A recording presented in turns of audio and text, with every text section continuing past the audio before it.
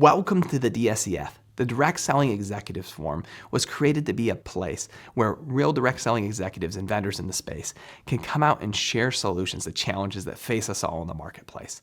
Our guest today is going to be unpacking a topic and sharing their raw thoughts for you to learn from.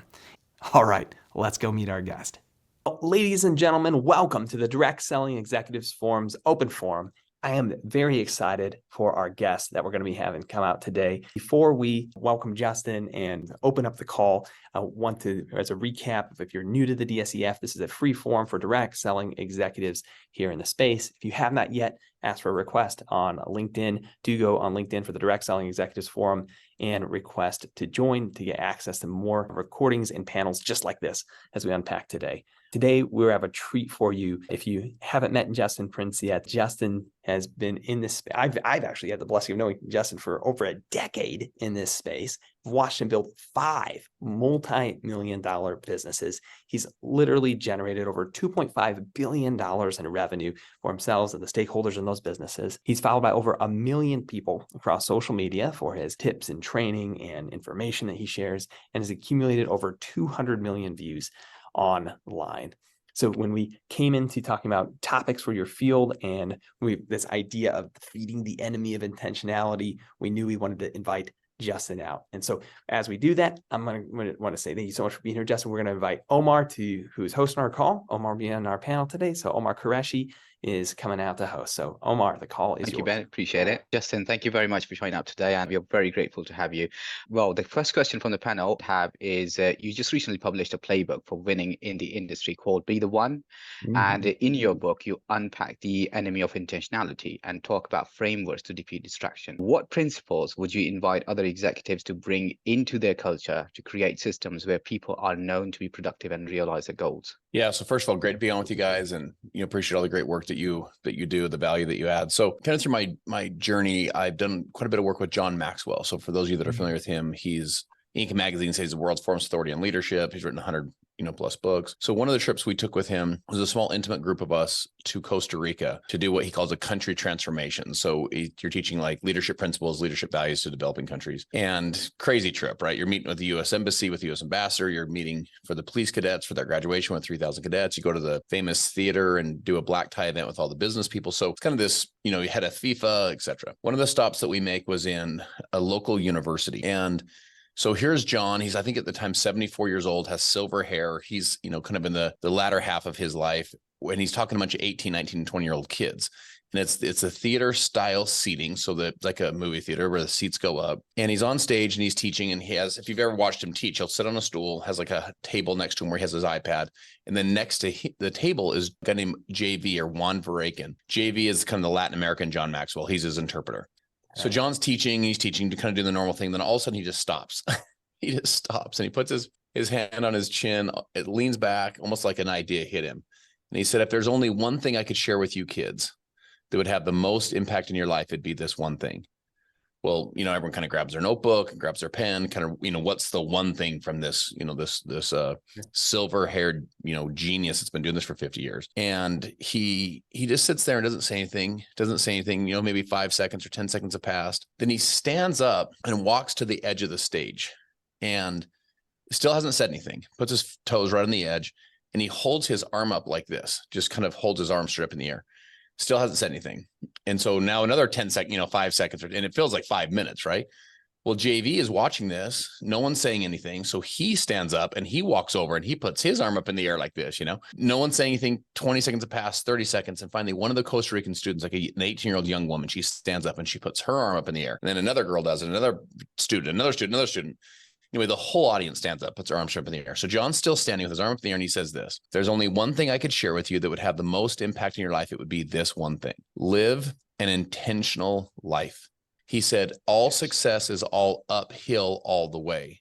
And he said, most people have uphill hopes, but downhill habits. And he said, you don't accidentally go up hills, you only intentionally go up hills. So live an intentional life. as you're building a direct sales business, and this is true of all areas of your life, all kind of important areas, whether it's your faith, your fitness, whether it's in your finances, whether it's in, your family relationships and your friendships, you want to live an intentional life, because the bombardment of distraction is higher now than it's ever been in human history. And I think all of us would probably agree it's only going to continue to accelerate. That's what's called the acceleration of addictiveness. We're more addicted to our devices than any time in human history. There's studies that talk about attention atrophy. So attention atrophy is it's the law of use. What you don't use, you lose. In other words, if you don't use your muscle because you're in a sling, because you've injured your arm, over time, your arm will atrophy. Well, the same thing's happening with our attention, our ability to focus. And so what you want to do is you want to live an intentional life when it comes to focus. When you want to live an intentional life when it comes to productivity, when it comes to eliminating distractions. So, I wrote the book, Be the One. And one of the things I actually teach in there, because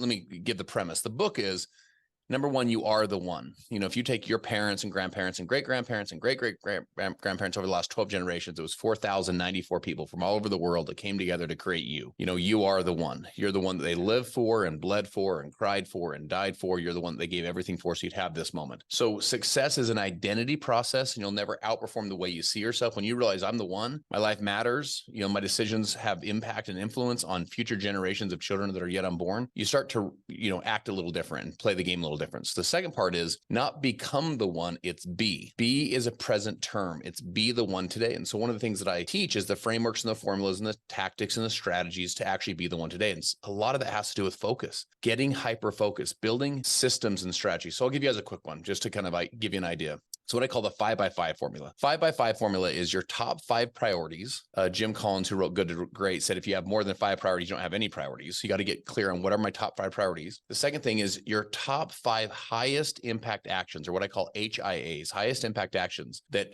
make the highest impact in those top 5 priorities. So I'll go back to John Maxwell just to illustrate the point. John's a speaker, and he's an author and a speaker, but his whole ecosystem revolves around his books, the writing of his books. And so all of his speaking, all of the rest of his work revolves around this ecosystem. So he has 5 things he does every day. There's 5 high impact actions he does every day to drive the writing of books, the authoring of books. For him, it's he reads, thinks, files, asks questions, writes. 5 things. We all know what reading is. We all know what thinking is. Filing means to find quotes and stats and stories and illustrations and file them away. Reads, thinks, files. He asks questions and he writes. 5 things that all of us could do every day, but he's done it every day for 40 plus years. I've sat in his den at his home. He goes every morning at 5 a.m. Reading, thinking, filing, asking questions, writing. And you say, when you say every day, what do you mean by every day? Guess what every day means? It means every day, right? So on Christmas, he reads and thinks and files and asks questions, right? On his birthday, he reads, thinks, files, asks questions, right? On the day that he doesn't feel that well, he reads, thinks, files, asks questions, right? So every day, the consistency compounds. Here's the point, is those 5 things have had him write more leadership content than any human that's ever walked on the earth. It's 5 things that all of us could do.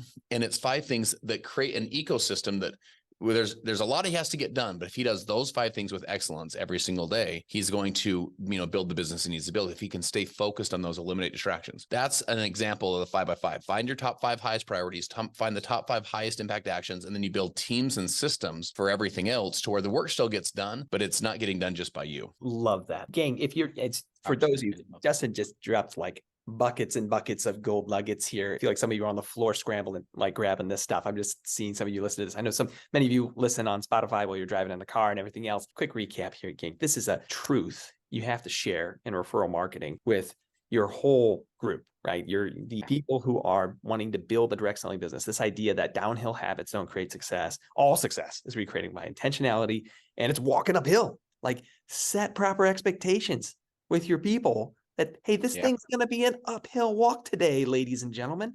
Like what Justin just shared is critical to success. How many people do we know who said, oh, it wasn't the way I thought it would be, because someone didn't set proper expectations with them? Part of leading a successful tribe, and what you're hearing from Justin is, hey, set the proper expectation. It's going to take intentionality and it's going to be uphill. When Justin unpacked your 5x5, I love this, because whether that's John Maxwell's personal read, thinks, files, ask questions, writes, you will have your own 5. And so you got to pause. Even if you take away anything from what you're hearing today, you need to be asking, what are my 5? Like from what Justin just talked about, gang. And that is a framework you can teach your sales teams. It's a framework you can teach your executive team. It's a framework you can have in place. We've talked about books all the time on the podcast. Before we go to the next question, we've talked a lot about Simon Sinek's Start With Why and how that frames up for people, a big enough why so that they stick through the challenges they're going to face in life. We've shared that many times on this podcast. Omar's brought that up. We've brought that up. When Justin talked about this idea of deciding to be the one, right? Just saying, nope, I'm going to be the one. Yeah. And hey, maybe my dad didn't, maybe my mom didn't, maybe my uncle didn't, maybe my grandpa didn't. That's a powerful decision. It's a really powerful decision. That's a heart and head thing. That's just, I think it would be a good idea to maybe make a difference in the lineage of my family. It's like, no, I'm gonna pay the price. I'm gonna go pay it. I'm gonna do that. It's a very powerful moment. We go to a lot of frameworks, and a lot of the questions were around frameworks. So just as you're taking notes or you're listening, just catch those ones, gang, because that's so good, Justin. Back to you, Omar. Yeah. Thank you, Ben. Thank you, Justin. Well, the second question is, you have applied so many new systems over the years in the companies you have led. Let's talk about wins and losers there. What would you say was your favorite rollout of a new system and why? Let's start with the good ones. Okay. Yeah, Yeah. I mean, look, so I kind of have good news and bad news. The good news is great systems. So good businesses are built with good people. Great businesses are built with great systems. So when think of it this way, the lower the quality of your system is, the higher quality of person you need to succeed. So they better be a superstar to be able to really make it happen when there's very loose systems. On the flip side, the better the system is, the lower caliber of person can come in and succeed. If you look at a McDonald's organization, you got a bunch of 16-year-old kids in there, running this thing. And the way that works is because the systems are so strong. And so great systems make normal people look great. Here's the bad news. Bad news is that you're always working on your systems. You're always updating them. You're always tweaking them. You're always advancing them. The world changes. The mediums for how we get access to people change with new tech, with new kind of cultural differences. You're always advancing them. So it's frustrating sometimes as a leader of an organization, because you finally drag this thing across the line as the greatest thing ever. And it's the greatest thing ever for 2 weeks. And you're like, oh my gosh, now I got to go, you're constantly revamping. So a couple of things I would share, maybe instead of sharing kind of the wins and losses of, when we did it right versus didn't. Here's a lesson that I think you can learn. People support what they help create. And so you want to get layers of buy-in as you go. So imagine this. Imagine you have the inner circle. So that's you and maybe a couple others, and then you roll it into the inner circle, right? So the inner circle, and you can do it in pencil. And what I mean by that is you don't go to them and say, guys, here's what we're doing. This is how it works. Here's how, no. You go to them and ask a lot of questions.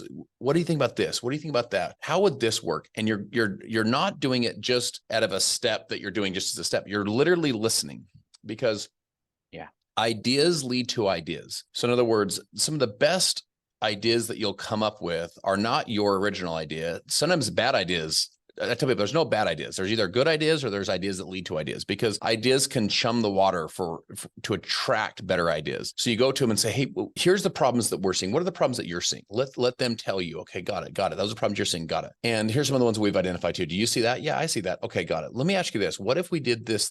How would you solve that? And they start getting ideas. Now, I understand that sometimes particularly when you're working with a field leadership, sometimes their ideas can be kind of all over and maybe it's not realistic. I understand, but just let them get it out, get it off their chest. In fact, if you don't, what happens is they're listening to your ideas, but the whole time they're like, I want to tell you about my idea, So just let them get it out off their chest. And then say, what if we tried this? What's your guys' thoughts on this and this? Once you get the buy-in of that inner circle team, then you take it to maybe your top leaders, get the buy-in, same general process. Then maybe your leadership team, then your middle class team, and then down through the whole company. What happens is people support what they help create. People also defend what they help create. So if someone comes to them like, this is stupid, I don't really even like it, they have ammo. They can then say, well, I understand what you're saying, but here's the thing. Here's how we got to the point. And here's the challenges we were looking to face. Like, oh, that's a good point. I didn't think of it that way. Same thing with all your rollouts. You start with your inner, your leadership team, and then roll out. One of the biggest mistakes that we make is we just think of ideas, execute ideas. By the way, you guys know how hard execution is. It's hard. Ideas are easy. Execution's hard. So we work so hard to execute and then just boom, like ta-da. This is not a ta-da business. Like Apple used to do ta-da moments with iPhones and iPads and so on. We're not Apple. You don't want to do a ta-da moment on your field. You want to have your leadership team. They'll support what they help create. They'll defend what they help create. And so you don't want to do big ta-da moments as a company. You want to roll it out through trusted leadership teams. Yeah, and what's so amazing about what Justin's talking about, we actually had, if you're watching this episode for the first time, we interviewed Kylie from Pampered Chef and Vanessa Breva when they talked about their rollouts of their table platform that they developed years ago during COVID to still do parties at Pampered Chef. And if you are hearing Justin's framework today, I'd invite you to go check out what Kylie shared as well, because even from her perspective in field leadership, she shared the exact same thing. The whole reason they were able to shift in the middle of COVID and get the field moving the way it needed to for Pampered Chef was the exact same way of what Justin's saying. They didn't just say, da, da, da, da, da, here's how we're doing parties. And everyone's like, whoa. No, they literally rolled out each of those 5 levels. And this is something you can hear from it. You wonder why people get confused many times. And we see this line all the time in direct sales that a confused mind does nothing, right? Yeah. And we all say this because it's true.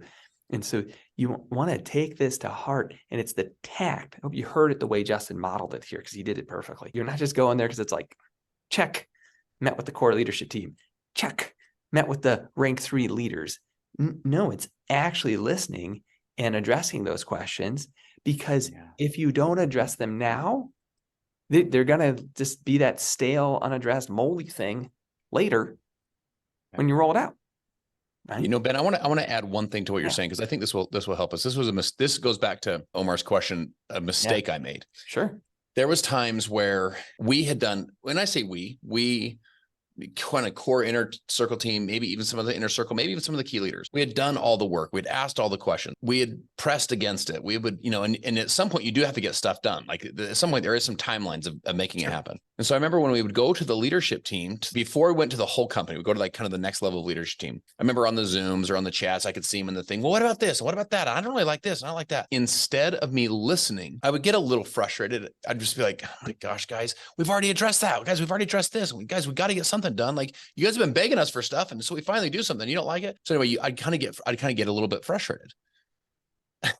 Listen, the older I got in my leadership journey, I don't look at that as frustration anymore. What I do now is I'll calm down and just listen, because here's the thing. The field is it's like a tuning fork. It's like when you go ding, it's like a tuning fork, like, are you on tune?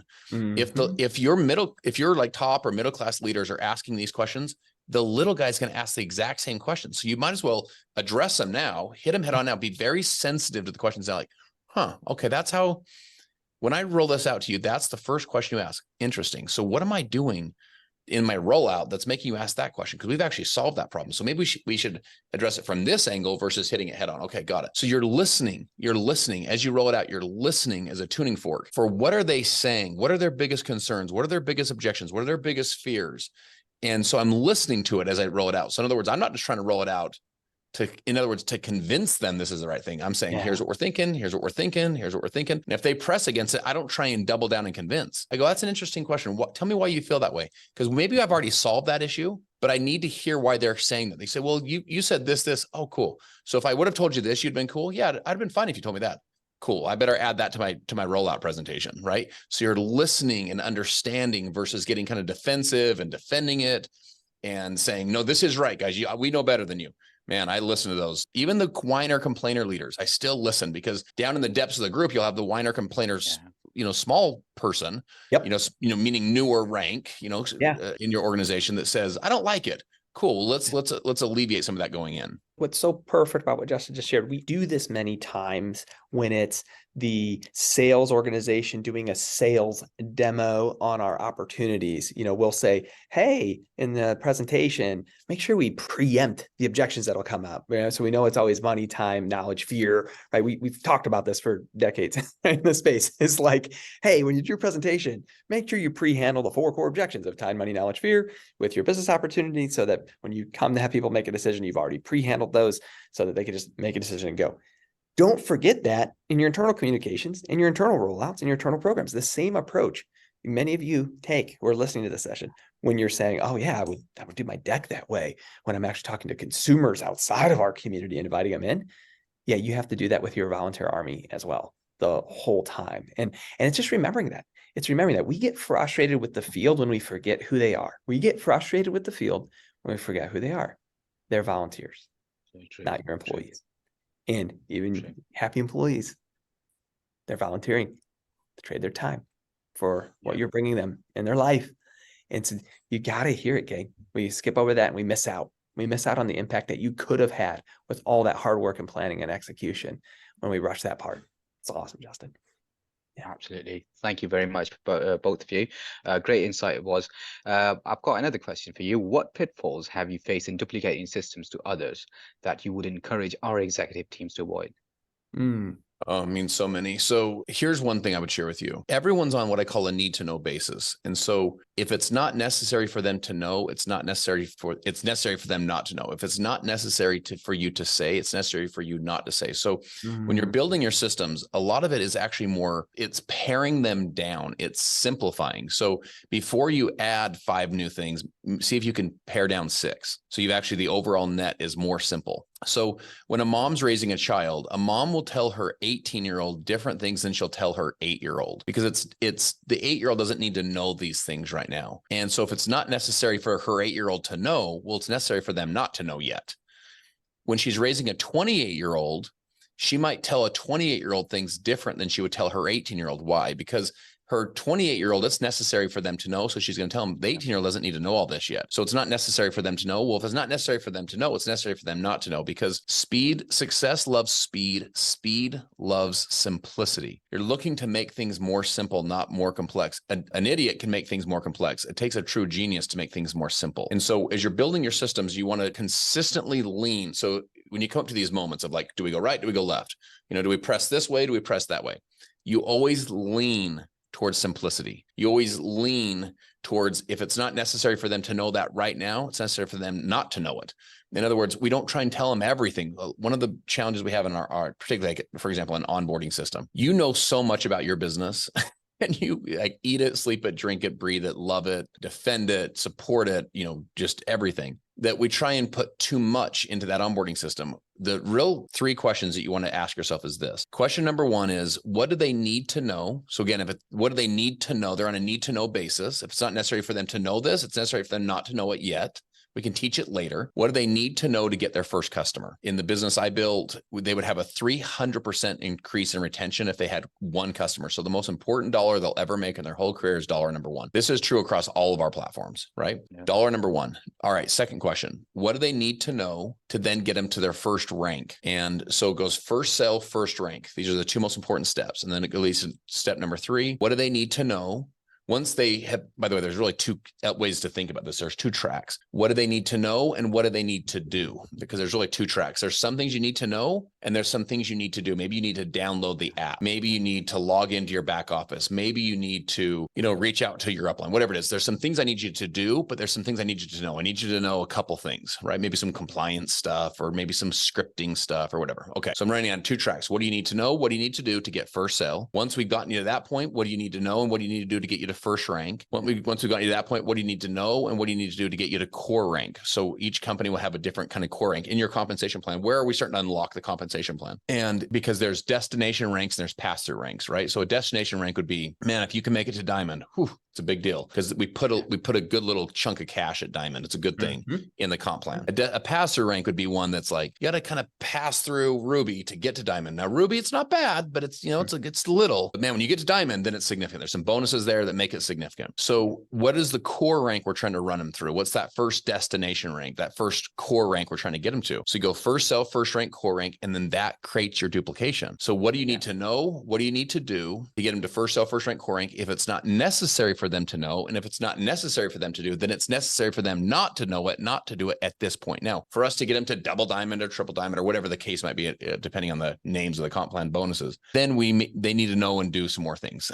I get it. What, the 18-year-old needs to do more than the 8-year-old, and the 28-year-old needs to know some more stuff and do some more stuff than the 18-year-old. I get it, but they don't need to know all that stuff day one. So simplicity, success loves speed, and speed loves simplicity. So be looking to pare it down versus to ratchet it all up and make all of the new bells and whistles on it. The concept Justin just unpacked for us, if you want to get on YouTube, it's called Occam's Razor. Okay. The idea of Occam's Razor is that a system's not perfect when everything that could possibly be added to it is added to it. A system is perfect when it accomplishes the goal with the least amount of resources required. And so that is simplicity today. When you talked about how any fool can overcomplicate something, it takes a genius to keep it simple. The principles of Occam's Razor is something you got to dig into as a leader. And whatever you do to remind yourself of, am I living out Occam's Razor? Maybe it's a stinking Post-it note that's sitting next to your laptop or your external monitor. Or it's a notification on your phone that goes off at noon each day that says, did I practice Occam's Razor as a leader? You need those in your life, because we fall into a trap of overcomplicating simple stuff. What Justin just talked about first sale, first rank, core rank.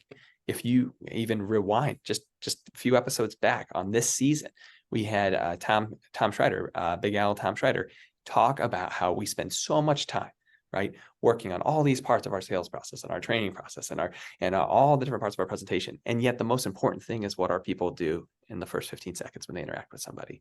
And if we could just get that part right first, yeah, we can get the rest later. Double down on that thought from what you're hearing from Justin, because these are principles, gang, that will make a difference in your life. Like what he's talking about here today is the meat and potatoes, because we get lost in overcomplicating it. We do it ourselves. We published a report before we wrap up the last question. We published a report back in January of this year when people were asking, hey, why do some companies in direct sales go virally?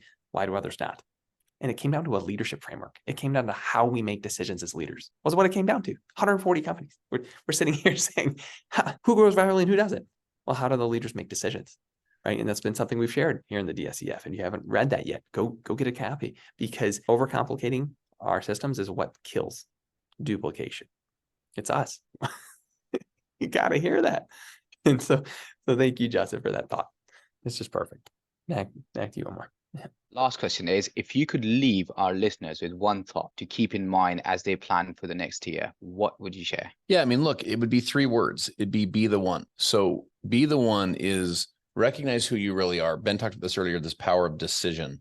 And you kind of make the decision to be the one. So the word decision is a Latin word. It comes from the root. A decision meant to cut. The D meant off. So an incision cut in, a decision cut off. So you come up to a moment of your life, you make a decision to go right, you cut off all possibilities of going left. And every decision you've ever made your whole life, every single one has put you on this podcast listening right now. Like you made an appointment to be here, and you've never been this old before. You'll never be this young again. And you can't always control what happens, but you can control what happens next, because you can make a decision to be the one that creates and designs and lives an unforgettable life. You live a life of intention. You live a life with values and principles. Like you live a life that goes and makes things happen. So that would be my, kind of final thought here is go be the one. Go be the one that you were born to be. Go be the one that steps up and lives a significant life, and go be the one that future generations of kids who are yet unborn look up in their family lineage and they say it was her, it was him, she's the one.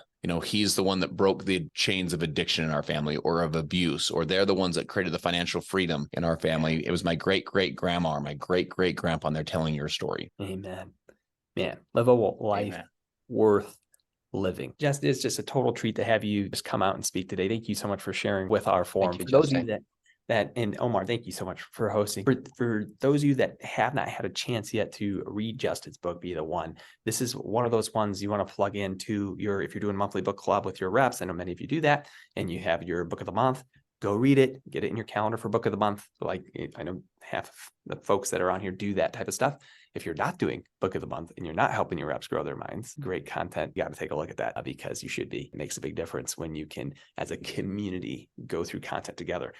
Omar and myself and the 65 staff at our company, we actually do audiobooks together every single day and share our notes with each other. And we have a 15-minute a day minimum. It's just part of what we do as a team. And it's been life-changing in our world. And so if you haven't yet plugged in to be the one to do that, definitely take that on. And then for any of the resources on Justin, it's justinprince.com, right? Yeah. So IamJustinPrince.com, and then I am Justin Prince on Instagram, or Justin Prince all throughout social. So if I can add value or support you guys, I'd certainly be happy to. Awesome. Wonderful. Thank you so much for being here today, Justin. Total treat. Thank you for being on the session for the DSEF. If you look for more episodes, more access, join the Direct Selling Executives Forum on LinkedIn or subscribe on Spotify. Have an amazing day today, team, and make the decision to be the one. We'll see you then. If you haven't yet joined the DSEF group on LinkedIn, go to directsellingexecutiveforum.com or go on LinkedIn and search for Direct Selling Executive Forum to apply. The group is free and is an invite-only community of direct selling executives by direct selling executives.